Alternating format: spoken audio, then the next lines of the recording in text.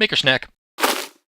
Hello, princesses and princes of Python. We are going to continue our quest to learn more about allowing our CircuitPlayground Express through Python to manipulate a strip of Neopixel lights. In a prior video in this playlist, we showed how you can download the files that we're going to be using, and we also showed how you can configure a CPX in CircuitPython and attach a strip of Neopixel lights. If you haven't gone through that, you want to go and check out that earlier video. But with that said, let's get at it. In this video, we're going to learn about the random library and how to use random in order to show random colors on our light strip. So now I'd like you to return to the folder that contains the files that we downloaded in the earlier example, and we're going to be working with this particular Python file that's called lightstrip example randomcolor.py. Now, if you have a code.py tab open from an earlier example, just click on the X to get rid of it.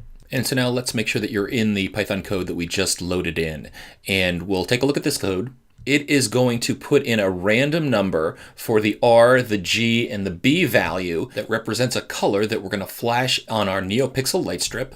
And we're going to see this flash just as we did before at half a second. So the only thing that I've changed is this line here, but I've also put in one additional change in here too. I've imported random in here. So some of my students have been asking, how can I generate and use random numbers? Just import random, and then the command is random.randRange. And what you put in for the rand range is this will get you a number 0 through 1 minus the number of the random range in here. So this will give us a number from 0 to 255, which is exactly what we want for the color for R, G, or B. So this will give us a random 0 to 255 for our red range, our green range, and our blue range. So I'm going to double click on the name of the file in the lightstrip example randomcolor.py tab.